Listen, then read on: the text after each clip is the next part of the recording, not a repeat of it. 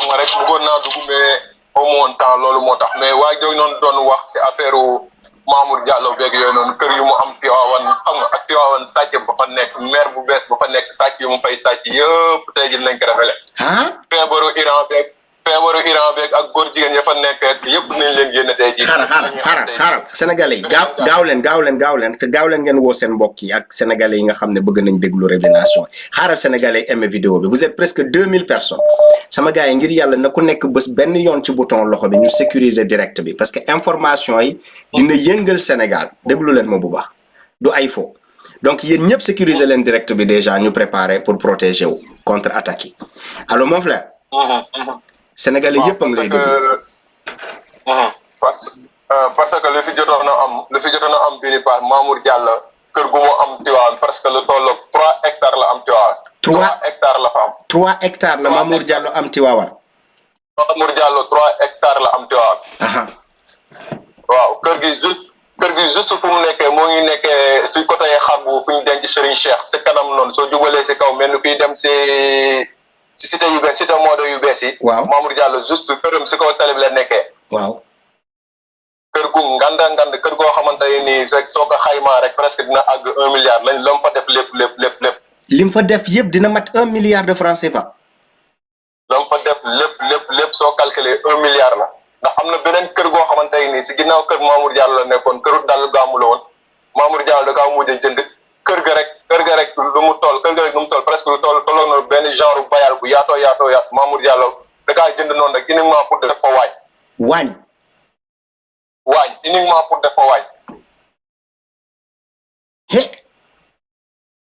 lu garaaw laa lay expliquer nii lu garaaw ba pare nag lu gën a garaaw aussi Diop si monsieur le maire Diop si aussi monsieur le maire bu fa nekk bees ànd ak Serigne si aussi di teg dil di jaay terrain Tivaouane di jaay daga écart di jaay xam na ni moom lu mu nekkoon bu njëkk ba dem Dakar di ko lii xam nga moom Macky Sall ba ñu amee problème yooyu su la dawee ñoo làqatu si Tivaouane ba mu làqatu si Tivaouane nag collaboré avec Serigne si nekk ak ñoom ñooñu. waaw Serigne si waaw léegi Serigne si boo nee Serigne si nu mu demee noonu. Serigne si daal su ma ko waxee mooy Serigne si mooy ñuy ànd ak Diop seen ñuy collaborer di ànd ak Diop si di nekk seen ginnaaw di tagg Diop si xam nga lu Diop si wax seen Tivaouane moo nekk dëkk boo xamante ne fi mu ne nii Tivaouane kenn xàmmeetul Tivaouane léegi nu mel parce que léegi lu Diop si wax rek ñu ni waaw Serigne si benn instant seetlu nga benn cérémonie ba fa amoon benn cérémonie de ziar Diop si après ñu ni koy Diop si warta ay kilifa toog Diop si war faa jël kàddu Diop si jël kàddu daal dafay wax fa loo xamante ni nii mooy loolu te loolu Diop si amul droit si ay kilifay toogee di wax Diop si amul fu droit jël fa kàddu Diop si dem jël fa kàddu ba pare wax fa loo xamante ni tamit mooy loolu te loolu noonu lépp laa la wax ni si collaboré ak Serigne si mu collaboré ak ñoom seen fa ñu nekk si ginnaaw ak ñeneen ñi nekk si ginnaaw ti wax rek fi mu ne nii instant yi terrain ko fa amoon terrain soo ko sécurisé wul Diop si dina ko jël jaay. Très bien léegi ak ban révélation boobu am na solo boobu noté nañ ko. ak beneen révélation ça veut dire que ni moo ñuy nekk si télévision yi di yee nit ñi mais xaaj bi ñu fi nekk ñëpp laa la wax ni ay góor jigéen lañ ñoo xamante ni mooy loolu. astafurlah defal naak da nga xam ay nit ñi nga xam ne ñu ngi ci télé Sénégal yi te ñu nekk ay góor jigéen. ay góor jigéen ñoo xamante ni ci télé Sénégal lañ nekk ñu nekk ay góor jigéen man nekk ak ñoom te chaque gàmmu wala lii ak lii dañuy ñëw Tivaouane assist. astafurlah. dañuy ñëw Tivaouane di assister di nekk ak Serigne si. nekk ak Serigne si. di nekk ak Serigne si dañuy ñëw assister di nekk ak Serigne si laa la wax. mun naa la see jox benn boo xamante ni Sénégal gi ñëpp a ko xam. waaw mooy El Hadj Bassirou Diagne mu gaañu doomam bu góor bi te mu nekk doomam bu góor bi dañ koy wax Diallo doomam bu góor bi dañ koy wax Diallo moom ak rakam seexam mooy seeg Pape Malick Sy seexam mooy seeg benn doomu sëñ Mansour bu góor Diallo moomu noonu lu ko gars yi teg day nekk si télé bi di wax lu nekk mais kooku noonu su ma la waxee ni la moom day pousse góor jigéen la. astafurlah Diallo moomu noonu. ay France ak fu nekk lay dem France Espagne fu nekk lay dem ambassade bu dul ambassade du dëgg biir Tivaouane moom xam na la photo wu naa ak moom léegi dugg leen ci Facebook am ngeen def El Hadj Bassirou Diagne Diallo El Hadj Bassirou Diagne ngeen gis lu ma leen wax mais dafa bokk ci këru diine bi wala nu mu demee noonu. si këru diine gi su ñëwee si këru diine yi lay dugg Tiwaawan di dugg fu nekk di wax ak lu nekk léegi lii te gars yi moom seen biir xamante nañ ñoom seen biir xamante nañ. si ti la ilaha ah. moo tax nag Sénégal daal moo ngi noonu Sénégal daal yow kaayis lu mu la mën a wax Sénégal daal moo ngi noonu ñu fay nekk di am làmmiñ di wax yoo xamante ni mooy loolu ñoom ñoo fay nekk ay góor jigéen ñooy sàcc xaalis Sénégal ñoo koy def boo xamante ni mooy loolu. mais nga ne këru diine bi dafa am ay affaire yu nekk ci biir. déggoo la këru diine yi am na ay affaire yu nekk si biir yoo xamante ni kaayis laa la wax ne suñ su mënoonoo xóot laa la wax. demal yow kay xoolal waxal lépp lu la neex fii moom liberté d'expression moo fi am. wallaay lazim daa am lu ma siy xool loolu moom Marième Faye Sall mi ngeen wax kër gu mu yor ginnaaw kër xalifa gi laa la wax ni bul xam nu mu toll kër gu rafet la fa yor boo xamante ni fay ñëw uniquement kër googu noonu uniquement pour gàmmu la aussi. Marième Faye Sall. Marième Faye Sall mel ni. dafa am kër foofu noonu Tiwaawan. dafa am kër Tiwaawan Marième Faye Sall am na kër Tiwaawan. kër bi tamit ay milliards la buñ koy évaluer. kër gi tamit suñ koy évaluer ay milliards la gàmmu ba gàmmu la fay te su fa ñëwee gàmmu lii sëriñ si yëpp ñooy bàbbeeku ñu dem si këram. ah. waaw. non c'est pas possible. non lu leer laa lay wax non fii Sénégal lu ñu war a wax moo bëri Sénégal lu ñu war a wax moo bëri Tiwaawan léegi kenn xamatu nu mu mel Tiwaawan léegi dafay yàqu surtout Sénégal aussi ñu am ay dirigeants yoo xamante ni ñoo jël Sénégal xam nga di leen di ko passer di ko defee nu leen neexee ñun baadoole yi ñu toog benn place amuñu lu ñu dund amuñu lu ñu lekkee ñoom ñu nekk suñu kaw di ngacc suñu deret tout le temps affaire loolu dafa war a jeex biir Sénégal dafa war a jeex ñun jeunesse bi ñoo war a jug jàppalante bu baax a baax jug ñu jeexal lii mais lii suñ ko jeexalul ñun ñu jeunesse bi kon su boobaa ñun nii lañ koy bàyyee Sénégal di dem di yàqu ba suñuy sët ba ñeneen ak ñeneen di ñëw lii nag il faut que ñun jeunesse ñun ñu arrêté ko sëriñ suñu naan ay sëriñ amatul sëriñ man góobu sëriñ amatul kaay. mais yow taalibe nga wala doo taalibe nga woon après nga bàyyi. taalibe la damaa nekkoon taalibe mais léegi nekkatuma taalibe ma ne kenn nekkul sama sëriñ fi mu ne nii kan laa am sëriñ sama papa sama yaay jeex na li si des je m'en fous sama yoon nekku si loolu la parce que sëriñ boo fi jël def ko sa bopp ëllëg nga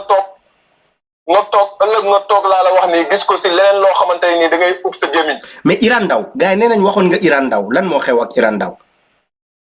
non Iran Ndao moom liggéeyam bi moom nu mu demee Iran Ndao liggéeyam bi nu mu demee si këram lañ ko defee. liggéey ñam boo xamante ni dañ ko jox. Iran Ndao ñam boo xamante dañ ko empoisonné ñam boo xamante dañ kaa empoisonné ñam boo xamante ni ko dox te Iran Ndao laa la wax ni trop tard il va retourner en France. Iran Ndao dañ ko empoisonné. dañ kaa empoisonné trop tard il va retourner encore en France. mais nan lañ ko empoisonné comment ça s'est passé. lañ ko empoisonné ça veut dire que ni lekk bu muy lekk lañ ko empoisonné. lekk bu muy lekk du bokk ak nit ñi ni mbooloom foofu lañ ko empoisonné te Iran Ndao maa la wax ni la bientôt il va retourner en France. Iran Ndao. non ba pare nag mu boole si sëriñ si nekk si biir aussi di ko xeex sëriñ si nekk si biir aussi di ko xeex di dagg damm tànkam yi. Iran Ndao na def très attention maa ngi la wax ni la Ousmane Sonko am na nu muy demee ren su demee si affaire préparation gàmm gi am na nu muy demee suñu demee xalifa bi du leen recevoir ñoom Khalifa Sall ñëpp xalifa bi du leen recevoir am na nu muy demee parce que Macky Sall mooy jaar sa suuf. mais ak ñoo xamante ni doomu sëriñ bi lañ ba pare Macky Sall lañ àndal lépp loo xamante ni opposant bis bu fa demee rek ñoom dañuy def le tout ba damm seen tànk ba suñu demee duñ mën a gisante ak xalifa bi. ok Dakar TV envoyé ma message ci numéro bu affiché wu ci écran bi ma xool sa message envoyé ma message ci numéro bi affiché wu ci télé bi waaw mon frère nga ne dafa am ñoo xamante ni en complicité ak doomu kilifa yi. en complicité avec doomu kilifa yi ñoo xamante ni en complicité avec doomu kilifa yi Ousmane Sonko ren suy dem Tivaouane na def très attention su dem Tivaouane ren jii nii si gàmmu gi da def très attention. mais ñan ñoo bëgg a rey Imam Ndao ñan ñoo ko bëgg a rey. Iran Ndao ñu ko bëgg a rey ñenn la mooy ñu nekk si kër gi ñu nekk si kër gi ñu nekk si kër gi ça veut dire que ni ñu nekk si kër gu mag. ñu nekk ci kër gu mag bi kilifa diine yi. waaw kilifa diine yi na def très attention maa ngi la wax ni la Iran bientôt il va retourner en France. Sénégal bientôt il va retourner en France. le Sénégal est devenu dangereux mon frère. non est dangereux Sénégal est très dangereux mon pote c'est très dangereux. je te jure c'est très dangereux. moo tax ku nekk war nga jóg sa bopp def très attention xam bu baax fi ngay dugg ak li ngay lekk Sénégal léegi Macky Sall léegi bàyyiwul Macky Sall léegi Sénégal côté yëpp la fàtte bàyyiwul dara bàyyiwu ko. moo tax nit ku nekk dafa war a def attention bu baax a baax ak régime bu ñu nekkal. kon Sonko wax ni la Ousmane Sonko. kon Sonko mun nañ ko empoisonné Tivaouane mun nañ ko empoisonné biir Tivaouane. Ousmane Sonko moo tax man la si dem Tivaouane na def très attention ren suy dem Tivaouane na def très attention. parce que ña fa nekkal ñëpp xaaj bi yëpp Macky Sall lañ fa nekkal da def très attention su dem Tivaouane ren jii nii ay révélation laa lay jox nag te wax naa ni la Iran bientôt il va retourner en France bientôt de delluwaat lu yàgg léegi Iran da lay delluwaat. kon empoisonnement bi wérul ba léegi. wérul ba léegi gis nga Iran nu muy waxee ak nu muy côté nga xam ne kii nii wérugul ba léegi dafa am tan nii rek mais wérugul ba léegi loolu mu teel say dugg teel a faju.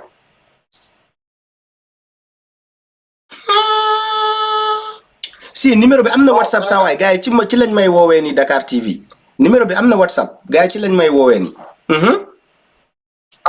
nañ def très attention opposant bi ren su demee Ousmane Sonko ren su demee Tivaouane lu mu mën a yóbbu sécurité na ko yóbbu parce que ñoom Diop si ña fa nekk ak kilifa ya fa nekk xaaj bi yëpp Macky Sall la ñu àndal waaw fu muy toog ak nu muy toogee yëpp nañ ko xool. lu leer laa lay wax nag. ku dégg message bi wala léegi nga teel ko àggee Ousmane Sonko mu xam ko. c'est pas possible. waaw. c'est pas possible. Sénégal léegi di Sénégal mooy loolu Sénégal dafa doy waar. kon mbiru góor jigéen bi dafa infiltrer famille religieuse yi. mbiru góor jigéen dafa infiltrer famille religieuse mu ngi si famille Sidi mu ngi si famille Touba bi ñaar ñëpp la nekk ci ñaar ñëpp la nekk. c'est pas possible. si ñaar ñëpp la nekk yàlla na ma yàlla jégal tey jii nii am na koo xamante ne nii bis bu Sëñ Muntaxa génnoon àdduna tey jii nii moom moo war a toog si jal bi tey jii nii am na loo xamante ni sax du am war a toog si jal bi mais kaas nañ bàyyi noonu kaas. non déedéet mon frère déedéet les Sénégalais ont le droit de savoir déedéet. nañ bàyyi noonu mu set parce que am na ay révélation yoo xamante soo ko waxee nit ñi dañuy yéemu naan kii est-ce que lu mu wax am na wala amul quoi ay révélation yu garaaw yoo xamante ni mu ngi si Sénégal yu bëri yoo xamante ni mu ngi si Sénégal yoo xamante yu garaaw surtout Tivaouane dafa nekk dëkk boo xamante ni dafa garaaw dëkk bu garaaw la dëkk bu garaaw laa la wax nii waaw. man maa ngi lay wooyee man maa ngi lay wooyee Dakar laa lay wooyee. yaa ngi Dakar ni. maa ngi Dakar laa lay wooyee maa ngi Dakar jàmm gën laa lay wooyee. mais yow bul joxe sax sa ay information parce que wóorul tem ñu wër la. non man su ma wëree dañ ma jàpp lan may su ma wëree mënuñu maa jàpp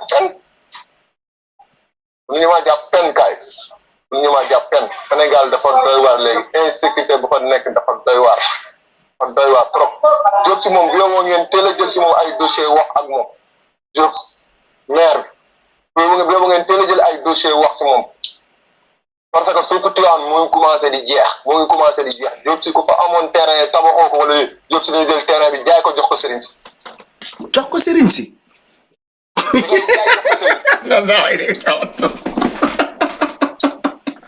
non c'est vrai non c'est vrai loolu moo jox lan Serigne si xaalis bi.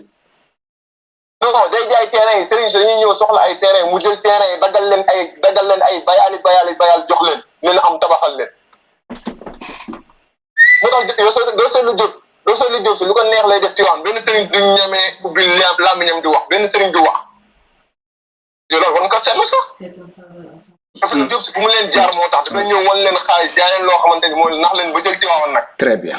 ñoom ñëpp la toog seen diggu bopp yi. très bien. c'est grave. c'est grave. c'est grave. c'est grave Sénégal dafa nekk. le Sénégal est foutu. souvent lu may wax lu may gën a insister mooy Iran Ndao lu may gën di insister mooy Iran Ndao ak Sonko.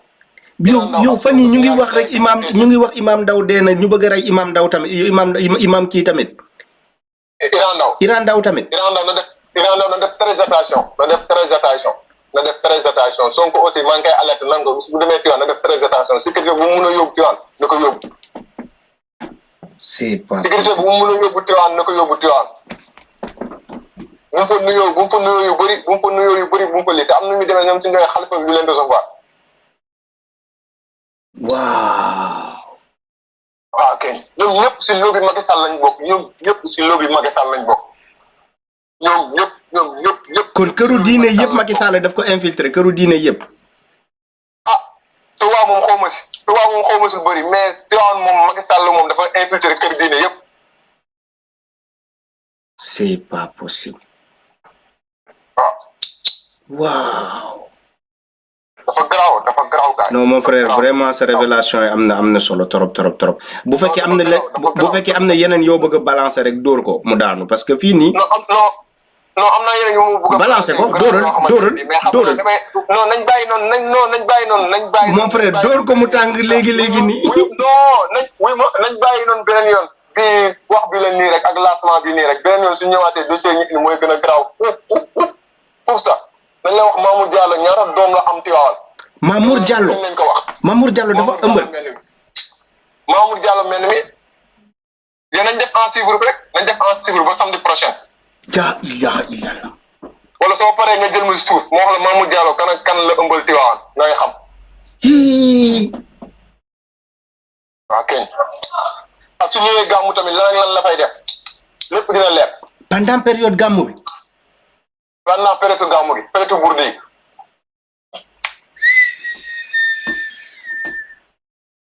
astafurlah. nañu bàyyi ba samedi prochain kaay. samedi prochain wala après soo paree dinaa la jël suuf après am yu ma la envoyé am yeneen yu ma la envoyé kër Mamour Diallo bi wane ko ba gars yi gis ko. très bien merci beaucoup waaye mon frère dinaa wane. kër Mamour Diallo bi wane ko gars yi gis ko nu mu mel ci waan 3 hectares la fa yor te salle ba la fa nekk rek presque lu toll 100 millions nekk na ko lu nekk sa salle salon bi rek. salon bi lu mu ko meublé mat na 100 millions. man na 100 millions salon bi kese. naka gars yi wanal gars yi kër gi te kër gi nu mu la ko wane kër gi ni ko gars yi filmé noonu wan la ko dañoo gardien yi ñoo toogoon si buntu kër gi loolu moo tax ñu filmé ko noonu quoi mais kër gi angle la ba angle kër gi 3 hectares la kër gu ngand kër gi yëpp nu mu mel noonu si kanam yëpp noonu la mel si ginnaaw ak si kanam yëpp noonu la mel. dossier dina génn kon xoolal dóoral introduction bi léegi gars yi gis. ah. non introduction moom maa ngi lii Sénégalais pour ñu gën a nekk vigilant gën a jàppaat xam nga gën a gertewaat seen askan quoi gën a gertewaat askan parce que gouvernement bi fi nekk wala Macky Sall mi nekk fi nekkul koo xamante ni mooy jëmale Sénégal kanam te moom nu mu mën a def fi mu ne nii pour éliminer Sonko avant 2024 dina ko def mais c'est trop tard mais mënatu ko fi mu ne nii instant yi xam na ni Sonko su ko laalee Sénégalais yi jug keneen ak keneen jug loolu moo tax instant yi mënatu moo tax moo ngi xool pexe bu nekk pour jéem a lii Sonko mais yàlla du ko si fekk. kon boog lu may wax Sénégal ñu gën a nekk seen ginnaaw président rek gën ko jàppale gën ko taxaw xam nga fu muy dugg ak fu muy génn yëpp na nga patriote yi xam parce que instant yi nii ñëpp Sénégal muy Serigne Seck ñëpp président beeg ñëpp dañoo teg Ousmane Sonko soog fi mu ne nii instant yi nii su fi mu ne nii ñëpp Ousmane Sonko moo leen tere nelaw. waaw ñoom ñëpp Sonko moo leen tere nelaw fi mu ne nii ñoom ñëpp parce que xam na ni bis bu Sonko toogee lañ daan am ci Macky Sall duñ ko am ci Sonko. moo tax instant yii ñëpp ko teg soog sëriñ ñëpp koy bàyyi xel fi mu ne nii. ok jaajëf.